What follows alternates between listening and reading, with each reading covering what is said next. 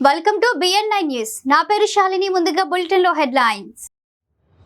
తెలంగాణ నుంచి ఇంత దూరం వచ్చి దీక్ష చేస్తున్నామన్న సీఎం కేసీఆర్. రైతులతో మాత్రం పెట్టుకోవద్దని వార్నింగ్. తెలంగాణ ప్రభుత్వం ఢిల్లీలో పోరాడడం కేంద్రానికి సిగ్గుచేటు. కేంద్రంపై ధ్వజమెత్తిన రాకేష్ టికాయత్. పంటకు సాధారణ సేకరణ విధానాన్ని ప్రవేశపెట్టాలన్న కవిత. తెలంగాణ ధాన్యాన్ని కొనాలని కేంద్ర ప్రభుత్వాన్ని డిమాండ్. యాదగిరిగుట్టలో ఆటో కార్మికుల వినూత్న ప్రదర్శన. కొండపైకి ఆటోలను అనుమతించాలని డిమాండ్. ఇక డీటెయిల్స్ చూస్తే కేంద్రంపై పోరాటానికి తెలంగాణ ప్రజలు రైతులు సిద్ధంగా ఉన్నారని, తాడోపేడో తేల్చుకుంటామని ముఖ్యమంత్రి కేసీఆర్ తేల్చి చెప్పారు. కేంద్రానికి 24 గంటల డెడ్ లైన్ విధించారు కేసీఆర్. 24 గంటల్లోపు ధాన్యం సేకరణపై కేంద్రం ఓ నిర్ణయం తీసుకోవాలని డిమాండ్ చేశారు. దేశంలోని రైతులు భిక్షగాలు కాదు. ఒకే విధానం లేకపోతే రైతులు రోడ్లపైకి వస్తారని కేసీఆర్ స్పష్టం చేశారు. మోదీ, పీయూష్ గోయల్ కు 2 చేతులు జోడించి విజ్ఞప్తి చేస్తున్నాను. తెలంగాణ రైతులు పండించిన ధాన్యాన్ని కొనాలని కోరుతున్నానని కేసీఆర్ పేర్కొన్నారు. हम अपने अलग राज थे, जबरदस्ती जबकि दिल्ली सरकार ने हमको आंध्र प्रदेश में मिला दिया। आंध्र प्रदेश में मिलने के बाद कई दुख हमें झेलने पड़े। जो प्रोजेक्ट हमारे लिए बनने थे वो बंद कर दिए गए। जो हमारे लिए शुरू किए थे कई दशकों तक उसको पेंडिंग रखा गया। किसान को ना नहर से बांध से पानी मिला, मजबूरन जमीन का पानी को ढूंढना पड़ा। आप हैरत करेंगे राकेश टिकायत जी, शायद ही तेलंगाना के मुकाबले में सारे देश में कहीं भी इतने बोरवेल नहीं होंगे। तेलंगाना राज्य में ही सिर्फ तेलंगाना राज्य में आज 30 लाख बोरवेल चलते हैं। 30 लाख। वहां के किसानों ने अपने खून पसीने की कीमत से 50,000 करोड़ के ऊपर खर्च करके इन 30,000 बोरों का खुदवाई की। लाइनों के लिए, करंट लाइन के लिए को नजरअंदाज किया, उसको बर्बाद किया। उसके बाद जमीन में पानी नीचे गया 800 फीट में, 1000 फीट में, 900 फीट में पानी मिलता था। खेत उगाओ, बीच अदर में सूख जाओ, बिजली 5-6 घंटा भी सही नहीं आता। अब क्या करे किसान। एक जिला है जी महबूबनगर, उस जिले का आबादी है 35 लाख। वहां से 20 लाख लोग पेट हाथ में लिए मजदूरी करने देश के कोने कोने में जाते थे। ये हमारा दुख था। किसानों के आत्महत्या हजारों की तादाद में, और किसानों के परी काम करने वाले जो दूसरे लोग होते वो भी बिछड़ गए। सारी ग्रामीण व्यवस्था में दुख ही दुख भर गया था, पूरे बिखर गए थे। तेलंगाना समाज में एक जबरदस्त शोक, उससे लेके तेलंगाना जनता 1956 से लेके 6 दशक तक अलग राज्य का मांग करते रहे। हम अलग राज्य मांगते हुए कई बार कई हमारे युवा शहीद हुए। 1969 के मूवमेंट में हमारे 400 युवा पुलिस गोली के शिकार हुए, मारे गए। कई लोग, लाखों लोग जेल गए। हम कई दुख झेले थे। जब इस बार 201 में ये गुलाबी झंडा उठा, फिर एक बार जय तेलंगाना नारा गूंजा, तो हमने काफी प्रयास करके पूरी देश के राजनीतिक दलों को समझा के मना लिया। काफी मशक्कत के बाद, काफी काम करने के बाद, 14-15 साल के लगातार लड़ाई के बाद टीआरएस पार्टी को वहां सरकार चलाने का आदेश दिया। हम जब से चला रहे, सर्वोच्च प्राथमिकता हमारा खेती किसानी पे था। हम सारे जलाशय जो काफी कोशिशों से कई हजारों करोड़ खर्च करके हिंदुस्तान का इकलौता राज्य, एक ही राज्य है आज हिंदुस्तान में 24 घंटा हर किसी को क्वालिटी पावर देता है। आज हम देखते हैं सारे देश में जंग, प्रधानमंत्री के खुद के गुजरात राज्य में भी किसान उमड़ पड़े हैं रोडों पे करंट का मांग करते हुए। सारे हिंदुस्तान परेशान है, लेकिन मैं फख्र से कह सकता हूं एक ही तेलंगाना राज्य है जहां हर किसी को 24 घंटा उत्तम दर्जे का पावर दिया जाता है।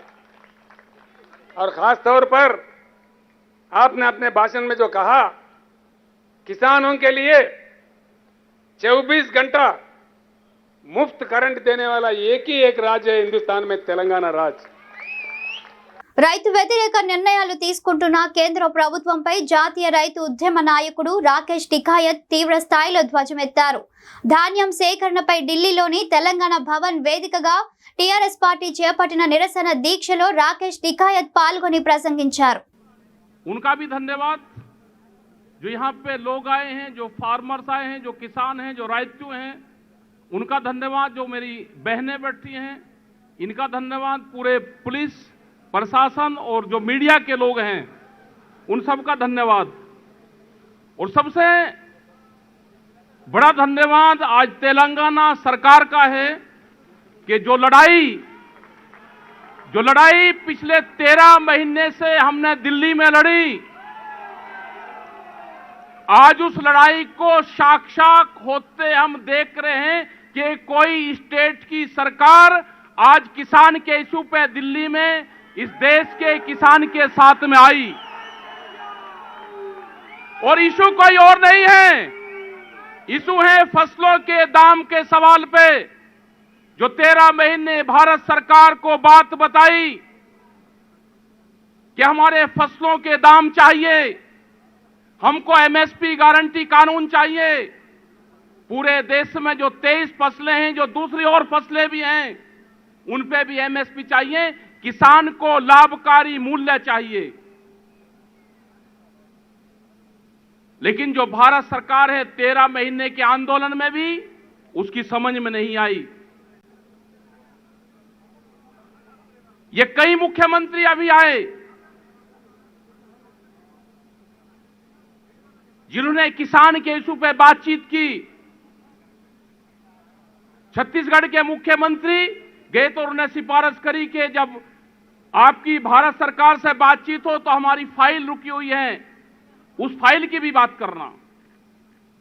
तेलंगाना के मुख्यमंत्री से बात हुई कि फसलों के दाम नहीं मिल रहे, हमारे स्टेट में फसलों की खरीद नहीं होती, आप आंदोलन की शुरुआत करो। ममता बनर्जी से बात हुई, उन्होंने कहा कि फसलों की खरीद नहीं होती, आप बातचीत करो। देश में हो क्या रहा है? मतलब किसान ऐसे ही मरता रहेगा? किसान आंदोलन करेगा तो उसके खिलाफ पर्चे दर्ज होंगे। किसान अगर आंदोलन की बात करेगा तो उसको ईडी और उसके जो भी उसके समकक्ष आएंगे, कोई अधिकारी आएगा तो उसके खिलाफ पर्चे दर्ज होंगे। क्या हालात ये होंगी कि देश में अगर किसान की, मजदूर की, गांव की, आदिवासी की बात करना कोई इस देश में गुनाह हो गया? क्या इसकी कंप्लेंट कहीं यूएनओ में करें? लेकिन ये देश का किसान कमजोर नहीं है, ना था और ना है। ये देश का किसान लड़ेगा। जो उसकी लड़ाई है, जो उसके हक हुकूक है, उसके लिए लड़ेगा।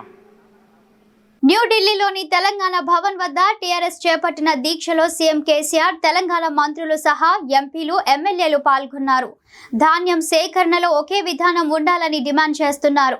ఈ నేపథ్యంలో ఎమ్మెల్సీ కల్వకుంట్ల కవిత జాతీయ మీడియాతో మాట్లాడారు. कुछ भी मदद ना रहने से हमारे किसान को अनाज को दाम नहीं आ रहा है, सही दाम नहीं आ रहा है। तो हमारा रिक्वेस्ट है, हमारा डिमांड है केंद्र सरकार से कि वो हमारे अनाज प्रोक्योर करे। इसके वास्ते हम पिछले 6 महीने से लगातार रिक्वेस्ट करते रहे केंद्र सरकार से, लेकिन हमारे किसानों को उन्होंने एक बात भी नहीं सुना। तो यहाँ हमें मजबूरन दिल्ली आना पड़ा। तो हम यही डिमांड करते हैं सेंट्रल गवर्नमेंट से कि हमारे तेलंगाना किसानों का अनाज प्रोक्योर। యాదగిరిగుట్టలో ఆటో కార్మికులు అర్ధనగ్న ప్రదర్శన నిర్వహించారు. అనంతరం అంబేద్కర్ విగ్రహానికి ఆటో కార్మికులు వినతి పత్రం అందించారు. ఈ సందర్భంగా కార్మిక నాయకులు మాట్లాడుతూ సీఎం కేసీఆర్ స్పందించి కొండపైకి ఆటోలను అనుమతించి మా కుటుంబాలను ఆదుకోవాలని విజ్ఞప్తి చేశారు. ప్రియతమ ముఖ్యమంత్రి కేసీఆర్ గారు మనకు మొదటిసారి యాదగిరిగుట్టకు వచ్చినప్పుడు ఒక హామీ ఇచ్చింది ఆటో కార్మికులందరికీ. ఆ హామీ ఏంటంటే దేవుడు ఉన్నంత వరకు కూడా మీ ఆటోలకు భద్రత ఉంటుంది అని చెప్పేసి ఒక హామీ ఇచ్చిండు. అయ్యా కేసీఆర్ గారు, మీరు పేదల పక్షపాతి, మీరు తలుచుకుంటే ఈ సమస్య పెద్ద సమస్య కాదు. మీరు దయచేసి మానవత్వంతో మా కుటుంబాలను దృష్టిలో పెట్టుకొని మా ఉపాధికి భద్రత కల్పించాలని గౌరవనీయులు ముఖ్యమంత్రి చంద్రశేఖరరావు గారిని మా 300 కుటుంబాలు, పిల్లలు, మా ఫ్యామిలీలు అందరినీ ప్రాధేయపడుతున్నాయి. ఈ శ్రీరామనవమి సందర్భంగా అయ్యా మాకు ఈ పండుగ జరుపుకునే ఆనందాన్ని ఇయ్యురి, తిరిగి మా జీవితాలను రాజ్యాంగం కల్పించింది జీవించే హక్కును, తిరిగి మాకు ఈ జీవించే హక్కును మీరు కల్పించాలని కోరుతున్నాము. అయ్యా కేసీఆర్ గారు, మీ అందరికీ మా 300 కుటుంబాల అందరి తరఫున ధన్యవాదాలు.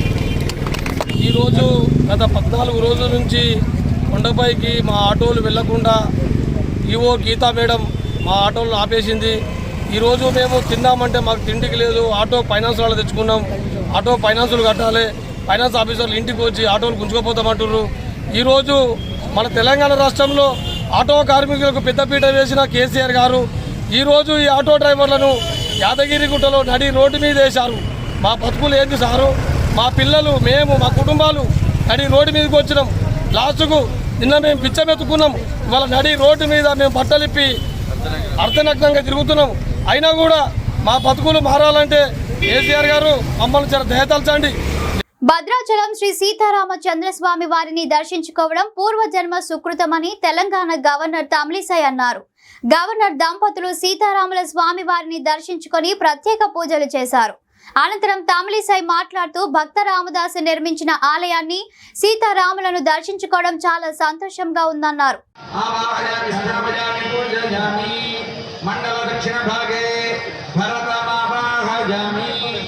ఓం భరదాజ్యం ప్రతినం రాఘవ ప్రియం ధ్యాయేహం పంచజన్యాక్షం. ఓం భరదాయ రామసోదరాయ నమః. ఆవాహయామి స్థాపయామి పూజయామి. తతః మండల పశ్చిమ భాగే శ్రీ లక్ష్మణ స్వామి నమాకైంకర్య నిరతం సతతానుగం ధ్యాయేహం ఆదిశేషాంశం లక్ష్మణం లక్ష్మీవర్ధనం. ఓం శ్రీ లక్ష్మణాయ నమః. ఆవాహయామి స్థాపయామి పూజయామి. మండల ఉత్తర భాగే శత్రుఘ్నమావాహయామి. ఓం శ్రీ ముఖ్యమంత్రి కేసీఆర్ రాష్ట్రంలో ధాన్యం కొనాలని, కొనుక్కుంటే గద్దె దిగాలని బీజేపీ ఎమ్మెల్యే ఈటెల రాజేందర్ అన్నారు. ఆయన ఇక్కడ మీడియాతో మాట్లాడుతూ పరిపాలన వదిలేసి దద్దమ్మ మాదిరి ఢిల్లీలో ఎందుకు ధర్నా చేస్తున్నారో సీఎం చెప్పాలన్నారు. బంగాళాఖాతంలో కలుపుతారో కలుస్తారో ముఖ్యమంత్రితో తేల్చుకుంటామన్నారు. దేశంలో ఎక్కడా లేని సమస్య తెలంగాణలో మాత్రమే ఎందుకని ప్రశ్నించారు.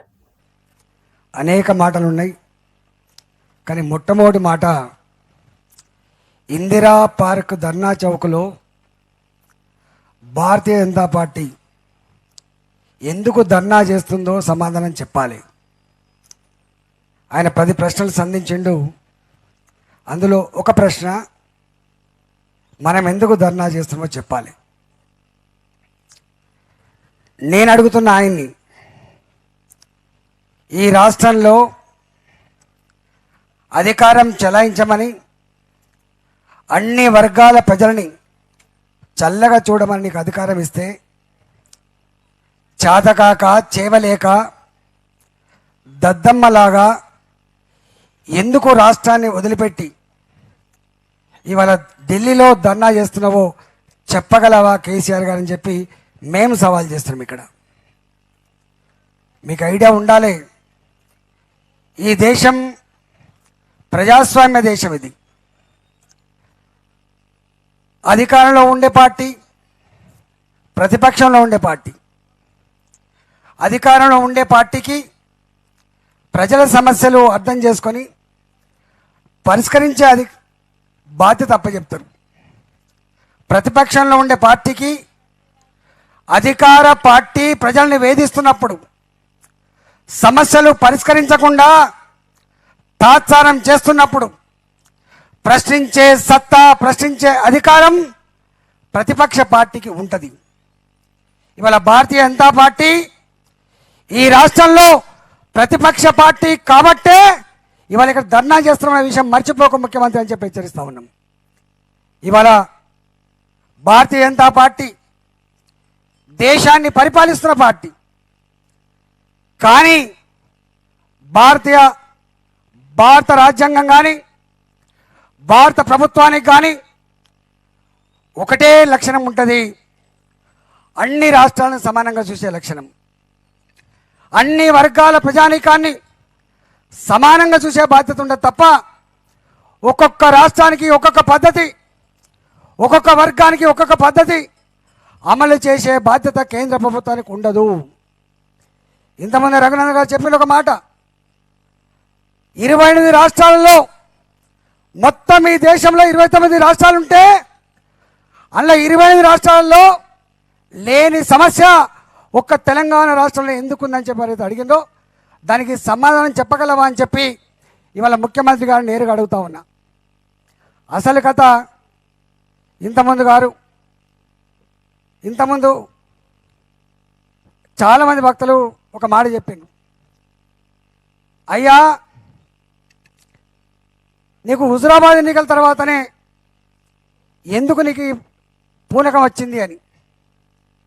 శిశుపాలుడు 100 తప్పులు చేస్తాడు, కానీ శిశుపాలుని పాపం పండేది 101 తప్పుకే.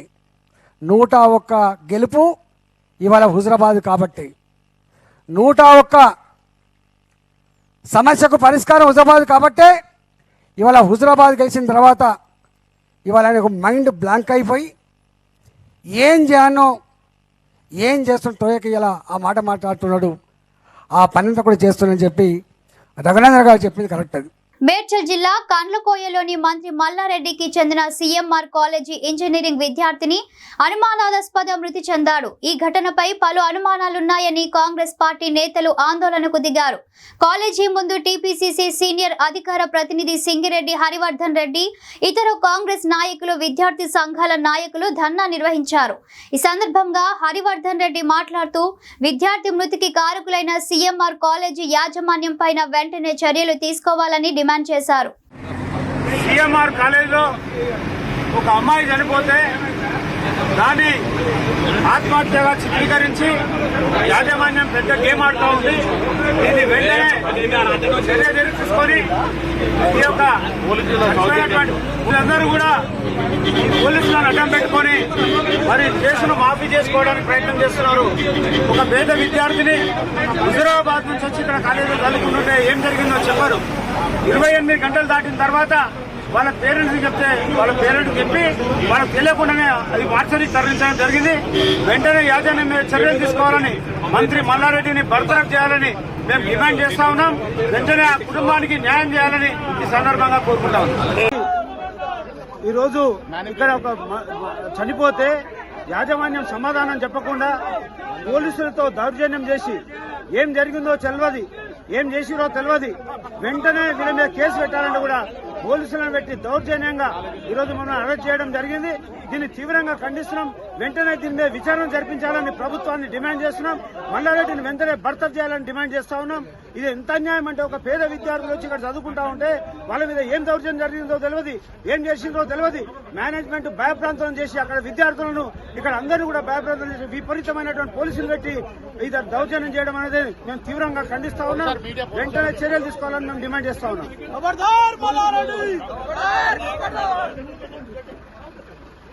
భువనగిరి ఎంపీ కోమటిరెడ్డి వెంకటరెడ్డికి కాంగ్రెస్ అధిష్టానం కీలక బాధ్యతలు అప్పగించింది. తెలంగాణ కాంగ్రెస్ స్టార్ క్యాంపెయినర్ గా కోమటిరెడ్డి వెంకటరెడ్డిని నియమించింది. ఈ మేరకు ఏఐసీసీ ఓ ప్రకటన విడుదల చేసింది. కాంగ్రెస్ అధ్యక్షురాలు సోనియా గాంధీ ఆమోదంతో ఈ నిర్ణయం జరిగిందని తెలిపింది. రామచంద్ర స్వామి యొక్క వంశవృక్షాన్ని చెప్పాము, సీతారామవారి యొక్క వంశవృక్షాన్ని కూడా చెప్పాము. మరి మా రాముడు నచ్చాడా? మీకు నచ్చాడండి? లేదంటే పక్కన ఇంకొక సంబంధం ఉంది, వెళ్ళిపోతాం. నచ్చారంటే అందరూ కూడా గట్టిగా చెప్పండి, గట్టిగా చప్పట్లు కూడా. ఎలా ఉంది రామచంద్ర స్వామి వంశవృక్షం? సీతారామవారి యొక్క వంశవృక్షం ఏ విధంగా ఉంది? రాముడి యొక్క పురోహితుల వశిష్ఠుల, సీతారామవారి యొక్క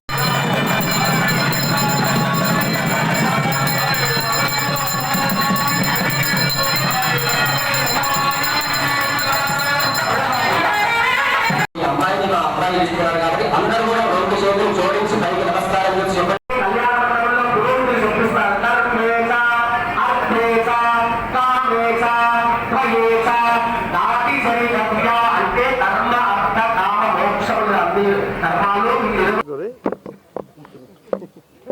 ఈరోజు సోనియా గాంధీ గారు అలాగే రాహుల్ గాంధీ గారు చర్చించుకొని మన రాష్ట్ర ఇన్ఛార్జ్ మాణిక్యం ఠాకూర్ గారు, కేసీ వేణుగోపాల్ గారు, AICC general secretary administration in charge గారు, ఇతర రాష్ట్ర కాంగ్రెస్ నాయకులు అందరి సలహాలు తీసుకొని రాబో తెలంగాణ ఎలక్షన్ ఇంకా 1.5 సంవత్సరం మాత్రమే మిగిలింది. ఆ ఎన్నికల్లో కాంగ్రెస్ పార్టీ తరఫున ప్రచారం చేయడానికి స్టార్ క్యాంపెయినర్గా కళ్యాణ మహోత్సవం జరిగే సమయానికి ఆర్డర్ ఇవ్వడం, ఈ సందర్భంగా సోనియా గాంధీ, రాహుల్ గాంధీ గారికి కృతజ్ఞత తెలియజేసుకుంటూ వారి నాయకులకు, మా అధిష్టాన వర్గాల నాయకులతో పాటు వారికి ఒకటే మాటిస్తున్నాను. ఈ 1.5 సంవత్సరాలు రాత్రనక పగలనక తెలంగాణ ఇచ్చింది ఎందుకు? తెలంగాణ కోసం తొలి దశలో ఎంతమంది చనిపోయినారు, మలి దశలో ఎంతమంది చనిపోయినారు, ఈ తెలంగాణ వచ్చింది ఎవరి కోసం? 4 కోట్ల మంది ప్రజలు బాగుండాలని చెప్పి నిధులు, నియామకాలు, నీళ్ల కోసం తెలంగాణ ఇస్తే ఏ ఒక్కటి కూడా నెరవేర్చకపోగవా? ఈ రాష్ట్రాన్ని 4.5 లక్షల కోట్ల పాలు అప్పుల పాలు చేసి సోనియా గాంధీ గారు ఒకటేసారి తెలంగాణ ఇచ్చిన మేడ్చల్ సభకు వచ్చిండ్రు.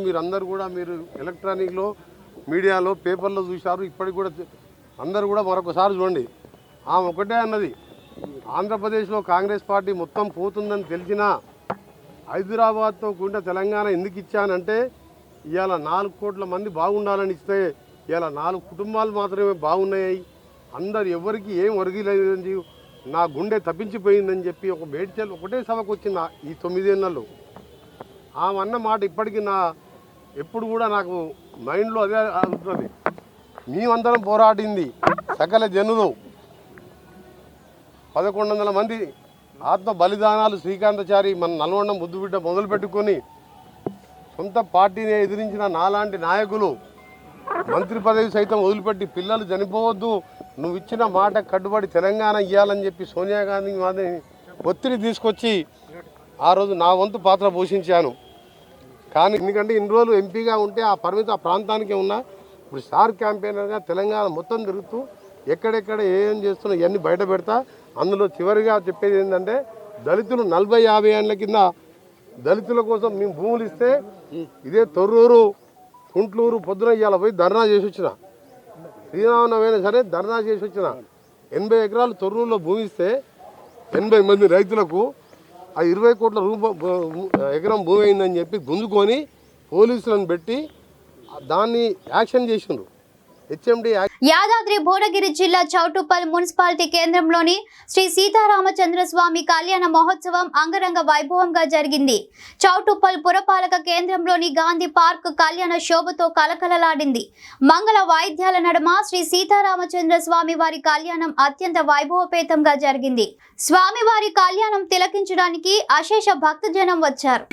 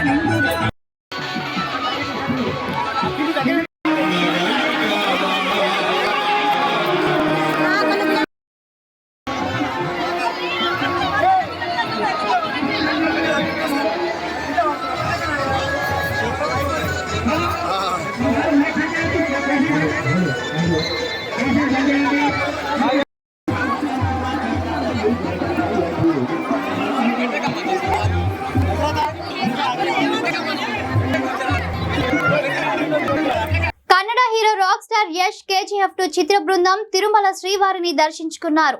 ఏప్రిల్ 14న KGF2 విడుదల కానున్న నేపథ్యంలో ఈ మూవీ టీం తీర్థయాత్రలతో బిజీగా ఉంది.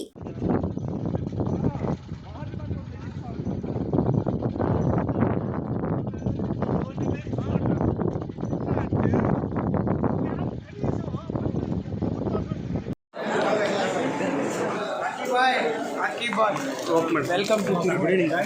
Sir good evening sir.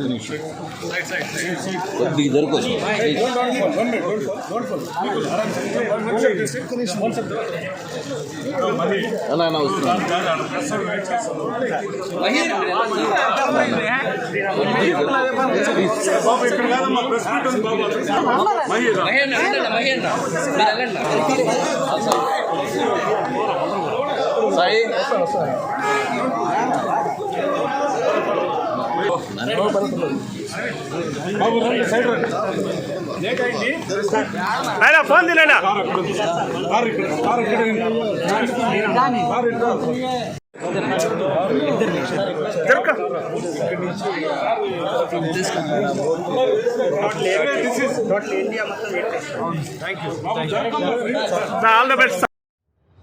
Telangana నుంచి ఇంత దూరం వచ్చి దీక్ష చేస్తున్నామన్న సీఎం కేసీఆర్.